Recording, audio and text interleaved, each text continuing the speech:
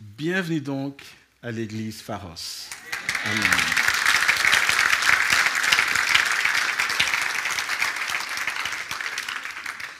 Alors la question qui se pose maintenant et à laquelle je propose que nous répondions dans les 20 prochaines minutes, qu'est-ce qu'on fait maintenant? C'est une chose, on avance certainement. Et avant je continue, je crois avoir oublié Doreto parmi les anciens. Voilà, Doreto qui est au fond, je me suis rappelé, voilà. Si tu te lèves, c'est mieux. Voilà, il a fait partie de l'histoire de l'église. Tu es là depuis combien d'années? 50 ans. C'est exactement mon âge. Et donc... Ah, pardon, Nadine. Oh là là, j'ai oublié. Nadine. Combien d'années, toi? Pardon? 40. Ok. J'ai oublié personne d'autre? Ah oui, Claudine, Maryse et Jean-Pierre. Bon, écoutez, levez-vous tous. Voilà. Même ceux que j'avais déjà cités, voilà, Bernadette, levez-vous. Voilà. Voilà, 30, 40, 50. Et on a Franz qui est homme à côté, qui a été le premier leader de louange de notre église. Vous l'avez vu dans la vidéo, pour ceux qui le connaissent. Donc voilà, merci de vous rasseoir. Dieu vous bénisse. Et donc maintenant, qu'est-ce qu'on fait? Alors, ce que j'aimerais dire, c'est que c'est une chose d'avoir une vision. C'est une autre chose d'avoir un nouveau nom. C'est encore une autre chose d'avoir un logo, mais changement de nom, de logo, la déclaration d'une vision ne communique pas la vie dans une église. Et j'aimerais que nous regardions maintenant à la parole de Dieu, alors que Dieu partage avec nous ce qu'il y a dans son cœur. Et cette vidéo, en fait, elle avait pour but de nous dire que Dieu a commencé à travailler il y a plus de 70 ans. Vous savez, quand on arrive dans une église comme la nôtre, on voit un beau bâtiment, parce qu'il faut reconnaître qu'on a un beau bâtiment. On pense juste qu'il y a un bâtiment qui est là, et puis on se réunit. Mais ce sur quoi j'aimerais vraiment insister, c'est qu'un travail a commencé dans le cœur de Dieu, d'abord dès le départ, et à 70 ans, ce travail, cette œuvre a pris forme. Et des hommes et des femmes ont été fidèles pour cela. Je l'ai dit, se sont impliqués, etc. Et aujourd'hui, nous sommes en 2025, et Dieu dit, je continue. Mais de la même manière que des hommes et femmes ont été fidèles, Dieu nous demande certaines choses aujourd'hui. Vous avez vu dans la vidéo, il y a cette parole que Dieu m'a communiquée. Et quand j'ai reçu ça, c'était vraiment ce phare qui résumait le mieux ce que le Seigneur m'avait montré, avait mis sur mon cœur depuis, je crois, plus de 5 ans maintenant. Et j'ai pris 1 an à 2 ans pour prier, pour comprendre, etc.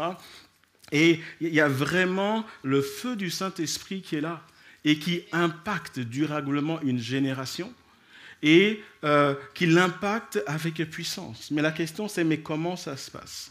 Et pour comprendre cela, pour comprendre comment la vision de cette église, Pharos, est appelée à être mise en œuvre, et c'est ce qui va conditionner, va diriger toutes les activités que nous allons avoir dans les semaines, les mois, les années à venir, et j'en parlerai dans quelques minutes, pour comprendre comment cela va se faire pratiquement de manière spirituelle, j'aimerais qu'ensemble, au travers de la parole de Dieu, nous voyions ce que Jésus attend d'une église. Et je suis dans Matthieu chapitre 21, les versets 12 à 17. J'ai intitulé mon message simplement « La maison de Dieu ». J'aurais pu l'intituler « Comment Dieu voit son église aujourd'hui ». Matthieu chapitre 21, versets 12 à 17 nous dit ceci: « Jésus entra dans le temple de Dieu. Il chassa tous ceux qui vendaient et qui achetaient dans le temple. Il renversa les tables des changeurs et les sièges des vendeurs de pigeons. Et il leur dit, il est écrit, ma maison sera appelée une maison de prière. Mais vous, vous en avez fait une caverne de voleurs. Des aveugles et des boiteux s'approchèrent de lui dans le temple et il les guérit. Mais les principaux sacrificateurs et les scribes furent indignés à la vue des choses merveilleuses qu'il avait faites et des enfants qui criaient dans le temple, « Hosanna au fils de David ». Verset 16, ils lui dirent, « Entends-tu ce qu'ils disent ?» Oui, leur répondit Jésus, « N'avez-vous jamais lu ces paroles ? Tu as tiré des louanges de la bouche des enfants et de ceux qui sont à la mamelle. » Verset 17, « Et les ayant laissés, il sortit de la ville pour aller à Béthanie où il passa la nuit. Ce passage nous révèle le cœur de Jésus pour ce qu'il veut voir dans une église, et en particulier ce qu'il veut voir dans notre église. Et j'aimerais en 4 points revenir sur le passage et notamment ce que Jésus dit tel que nous est rapporté par le Saint-Esprit au travers de Matthieu. Mais avant cela, quand nous ouvrons les évangiles, nous voyons qu'il y a 2 épisodes de purification du temple. Jean nous rapporte que Jésus a déjà renversé les tables dans le temple au début de son ministère. Vous voyez ça dans Jean chapitre 2, les versets 13 à 16. Et le passage que j'ai lu a été rendu par Matthieu, Marc et Luc.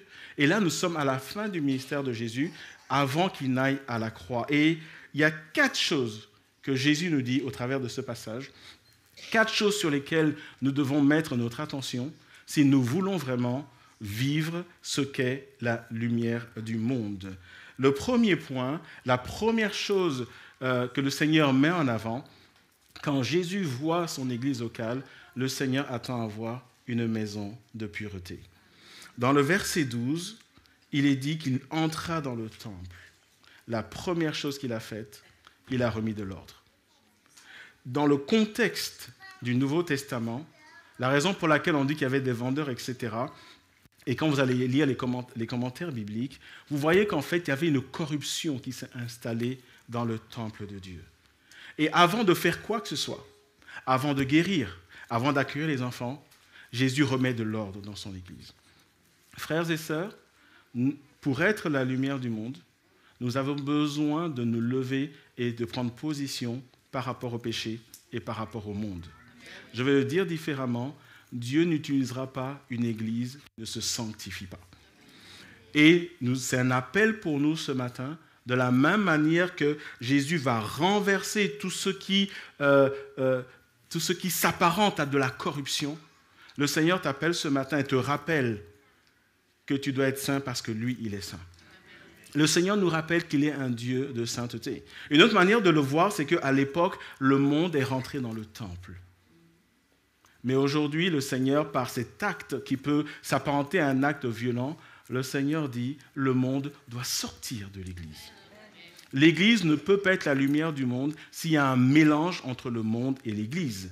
Et c'est une autre manière de nous rappeler, nous sommes dans le monde, mais nous ne sommes pas du monde. Ce matin, j'aimerais te dire que si tu souhaites entrer dans ce que Dieu va faire, parce que ce qui est sûr, c'est que quand Dieu dit quelque chose, il l'accomplit.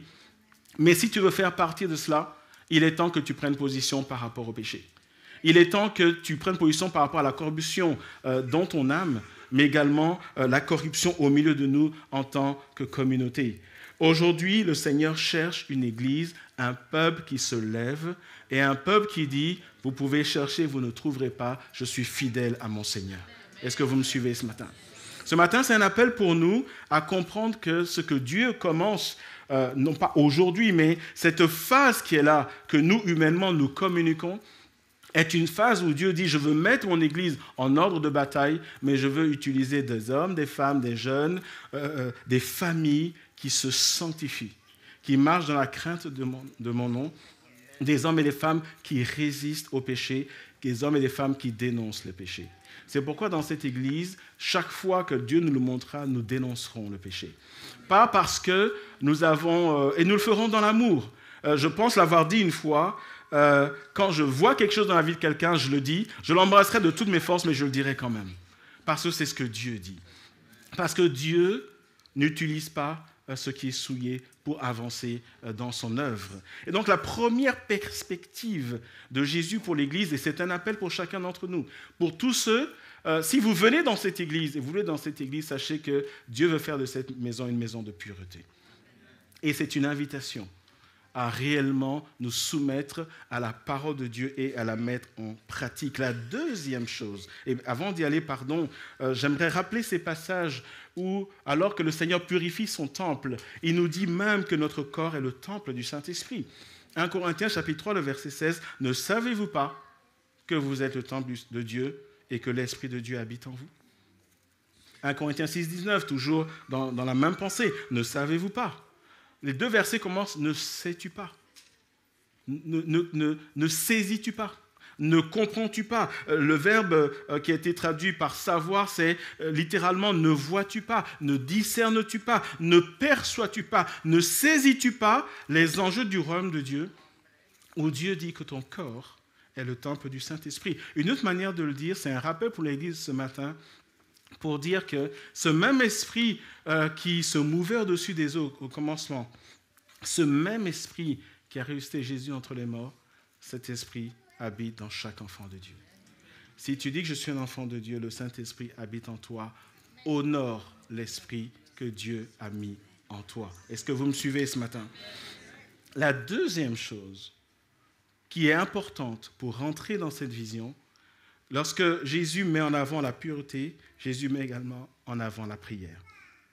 Le deuxième point, c'est une maison de prière. Lorsque Jésus va renverser les tables, etc., va remettre de l'ordre dans le temple de manière assez violente et assez brusque et brutale, Jésus va dire, vous avez mis la corruption dans le temple, mais vous avez oublié la chose que Dieu lui-même il dit de sa maison, une maison de prière.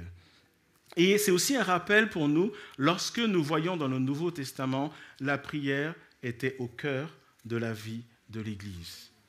Et de la même manière, ici, à Ronsard, au sein de l'église Pharos, nous continuerons à prier.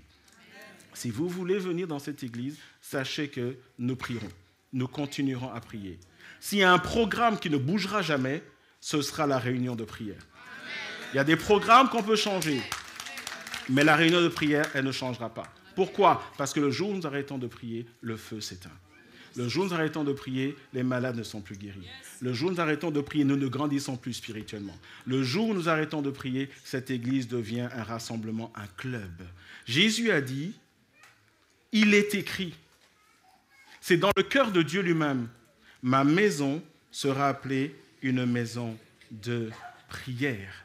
Et nous voyons dans Actes chapitre 2, verset 42, il persévérait pour parler, pour décrire un peu la manière de vivre de l'Église primitive. Vous savez, lorsque nous lisons la Bible, et moi en particulier, lorsque je vois la vie des chrétiens de l'Église primitive, je suis bluffé, je suis émerveillé.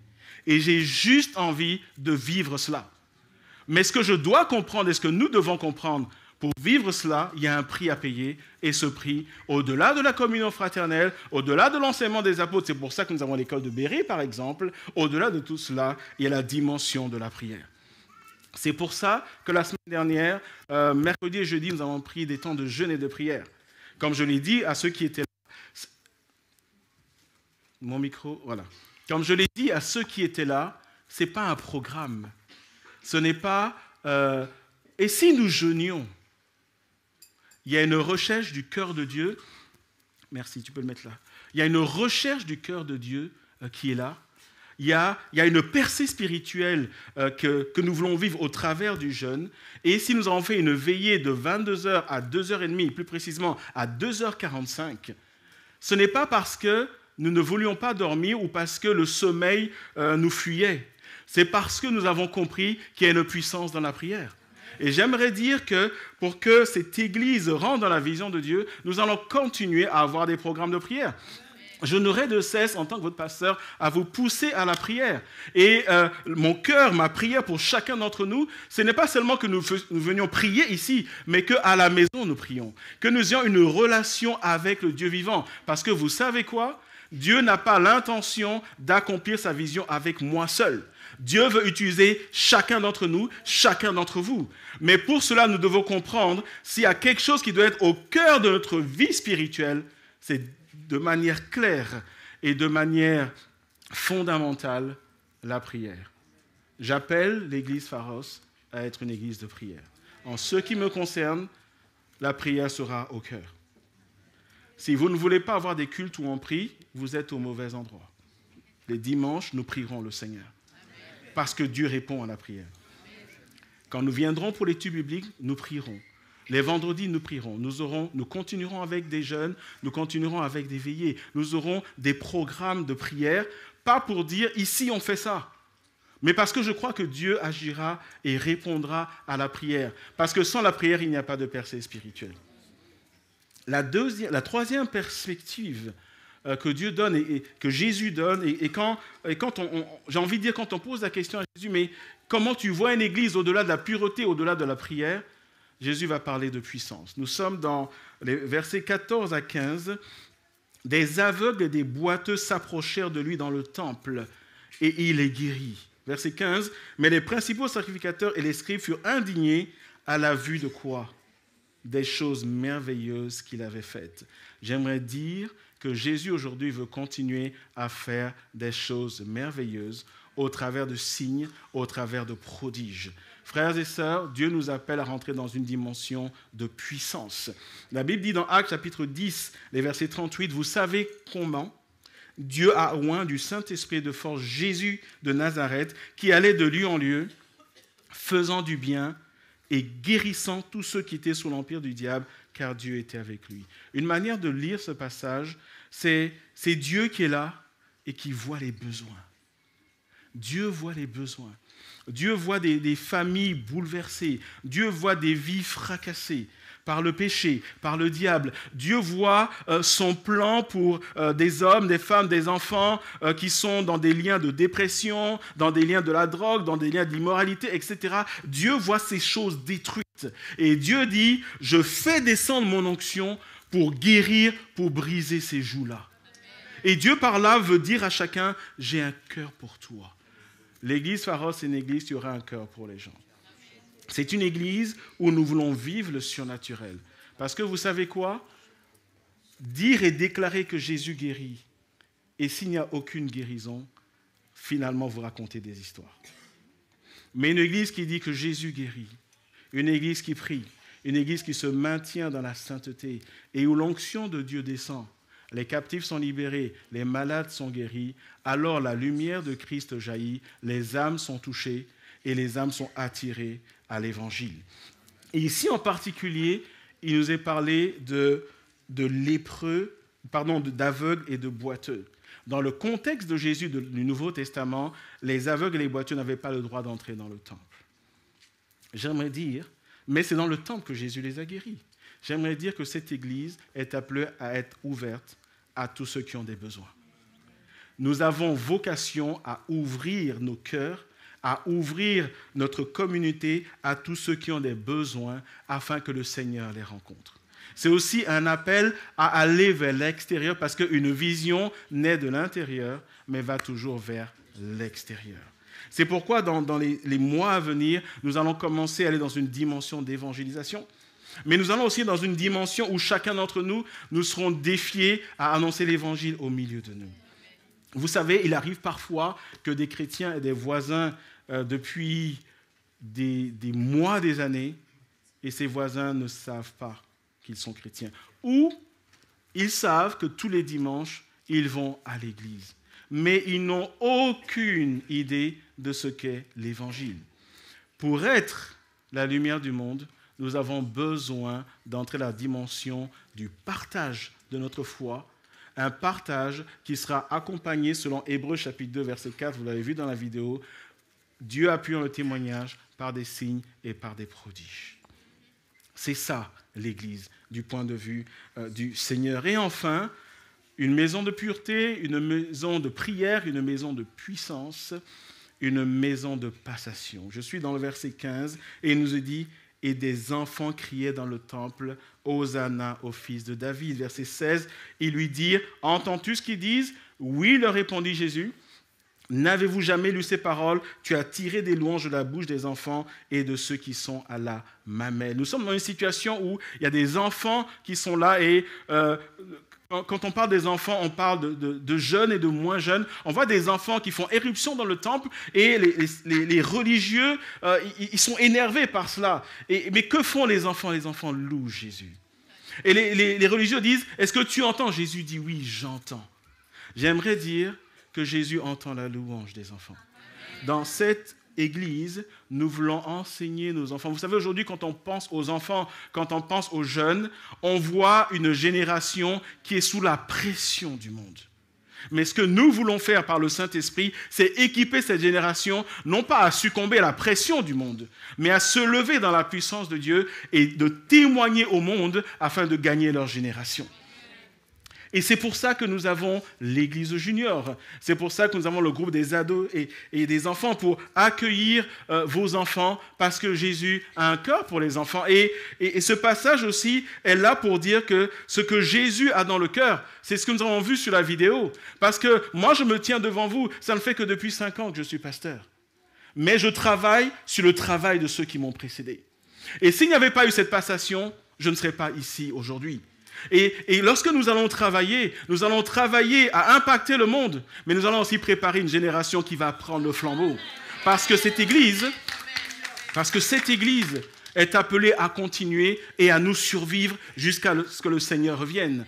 C'est pourquoi nous voulons mettre dans cette Église des enfants aussi dans l'œuvre de Dieu. Parce que quand les religieux disent à Jésus, tu entends, Jésus ne dit pas, oui, ils font du bruit, parce que c'est ce qu'eux, ils sous-entendaient. Ils sous-entendaient, mais chasser, etc. Et Jésus dit, oui, j'entends. Et Jésus, quelque part, va les reprendre, mais n'avez-vous pas lu que Dieu a un cœur pour les enfants? Je paraphrase, mais c'est ce qu'il leur dit. Et pour terminer, donc, mon propos de ce matin, quel est notre appel? Nous le lisons dans 1 Pierre, chapitre 2, versets 9 à 12. Vous, au contraire. Et ce passage parle d'abord de notre identité. Vous, au contraire, vous êtes une race élue, un sacerdoce royal, une nation sainte, un peuple acquis, afin que vous annonciez les vertus de celui qui vous a appelé des ténèbres à son admirable lumière. Il y a un appel de pureté et un appel de partage. Il y a un appel d'aller vers l'extérieur. Nous rappelons que nous-mêmes, nous avons été appelés des ténèbres à son admirable lumière. Mais ce verset dit également qu'il y a d'autres personnes qui sont toujours dans les ténèbres. Et le Seigneur veut aller les chercher. Vous qui autrefois n'étiez pas un peuple et qui maintenant êtes le peuple de Dieu. J'aimerais dire à l'Église Pharos, mais également, c'est valable pour tous les chrétiens, nous sommes le peuple de Dieu sur terre. S'il y a un truc pour lequel vous dire Amen, c'est bien ça. Nous sommes le peuple de Dieu sur terre. Nous sommes le peuple de Dieu sur terre. Nous avons le Saint-Esprit en nous et nous avons une mission. Et Dieu nous donne aujourd'hui une vision. Si tu viens dans cette église Pharos, viens pour travailler pour Dieu, viens pour impacter cette génération.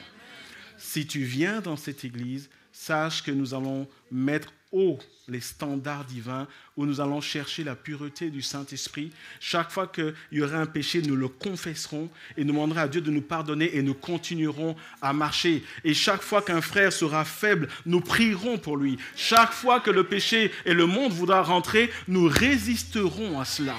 Et nous serons une église de prière parce que nous avons compris que ce qui ouvre la porte aux captifs, c'est la puissance du Saint-Esprit au travers de la prière. Le verset 11, « Bien-aimés, je vous exhorte comme étrangers et voyageurs sur la terre. Frères et sœurs, nos noms sont écrits dans le livre de vie.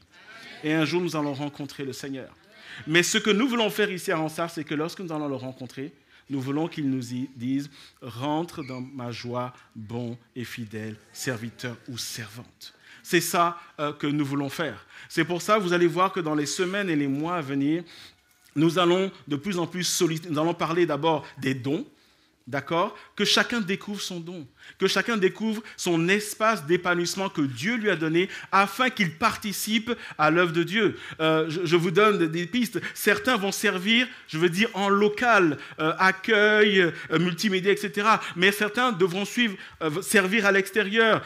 Nous avons dans nos cœurs ce projet de banque alimentaire. Nous voulons par exemple à la rentrée scolaire impacter cette ville, apporter peut-être des fournitures, etc. Mais ces choses n'arriveront pas si le peuple de Dieu ne se lève pas. Ces choses n'arriveront pas si nous ne sommes pas dans la pureté, si nous ne préparons pas cela dans la prière et si nous ne sommes pas ouverts au surnaturel et si nous ne préparons pas une génération qui nous suit. Est-ce que vous me suivez ce matin? Et enfin, je termine par là ce message. Je vous exhorte comme étrangers, voyageurs sur la terre, à vous abstenir des convoitises charnelles qui font la guerre à l'âme. Verset 12. Ayez au milieu des païens une bonne conduite. Afin que, là même où ils vous calomnient, comme si vous étiez des malfaiteurs, là on voit une résistance. Mais nous avons vu que chaque fois que nous devons passer sur l'autre bord, il y a une résistance. Chaque fois qu'ils le font, qu'ils remarquent vos bonnes œuvres. Et le résultat, c'est qu'ils vont glorifier Dieu au jour où Dieu va les visiter. Dieu veut visiter notre génération. Si vous venez dans cette église, sachez qu'ensemble, nous voulons travailler pour le royaume de Dieu. Sachez que dans le cœur de cette église, il n'y aura jamais d'attentisme, il n'y aura jamais de « Ah, c'est cool, on va chanter, on va danser, etc. » C'est bien de danser. Là, on a même déjà un danseur local. C'est bien de danser. D'accord ? On en a plusieurs, mais on en a un qui, voilà, suivez mon regard, il sort du lot. Et c'est bien. Gloire à Dieu. D'accord ? Mais ce n'est pas pour ça que Dieu nous réunit. Est-ce que vous nous suivez ce matin ? Nous allons tout à l'heure avoir un temps de communion fraternelle. Mais ce n'est pas que pour ça que Dieu nous réunit. Il y a un rêve dans le cœur de Dieu. Et c'est ce rêve que Dieu a commencé à mettre en place il y a plus de 70 ans, au travers de ce réveil qui est venu du pays de Galles. Et aujourd'hui, nous sommes en 2025. Et Dieu dit, j'ouvre un nouveau chapitre. Je crois que c'est pour ça que Dieu m'a parlé depuis mon Togo natal pour venir ici. Dieu a parlé à plusieurs. Et j'aimerais que nous comprenions que lorsqu'il y a plus d'une vingtaine de nationalités, certains le voient comme « Ah, c'est cool, c'est une église multiculturelle ». J'aimerais vous dire ce que Dieu est en train de faire. Dieu, d'une manière ou d'une autre, a rassemblé chacun d'entre nous, chacun d'entre vous, différentes cultures, différentes nationalités, pour que nous venions ensemble, que nous reflétions le cœur de Dieu pour les nations, et que, remplis du Saint-Esprit, nous sortions et que nous impactons dans une démonstration de puissance, chose que nous allons préparer dans la prière, après avoir compris que lorsque nous donnons notre vie au Seigneur, nous nous soumettons à son autorité, nous décidons de marcher dans une vie de sainteté, nous grandissons dans la prière, nous allons dans une dimension de puissance, nous crions pour les dons spirituels, nous voulons vivre le surnaturel tout en travaillant à préparer une génération qui est là, tout en sortant pour impacter notre génération. Frères et sœurs, dans les semaines, dans les mois, dans les années à venir, c'est exactement ça que nous allons faire. Si tu viens à Ransard, c'est ça qu'il y a devant toi. Si tu n'aimes pas prier, ça va être compliqué que tu restes ici. Si tu es fermé au Saint-Esprit, ça va être très compliqué que tu sois ici. Ça ne veut pas dire qu'on va être des fous et faire n'importe quoi. Il y a un cadre biblique et c'est le rôle des leaders, dont le mien, de mettre le cadre biblique. Mais il y aura dans cette église, je vous le dis, une liberté du Saint-Esprit. Lorsque nous avons prié, lorsque nous prions, mon épouse et moi, avec les responsables, depuis des mois, et je veux dire même depuis des années, nous avons commencé à parler de la vision depuis le Covid. Parce que c'est à ce moment-là que Dieu m'a parlé. Nous avons déjà prié pour ça. Nous avons dit, Seigneur, fais ce que tu as prévu de faire. Nous voulons vivre le réveil. Ici à Ransard, nous n'avons pas besoin de dire église de réveil. Mais le réveil, nous voulons le vivre. Nous voulons le vivre parce que le monde a besoin de Jésus. Le monde a besoin de Jésus. C'est là où on va. C'est le chemin.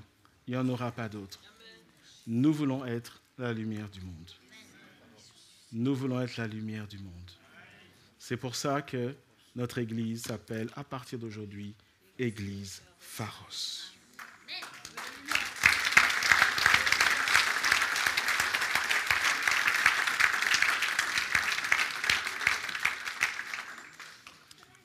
Et maintenant, nous allons prier. Nous allons prier. Nous allons dire, Seigneur, maintenant, bénis ta parole et bénis ton œuvre.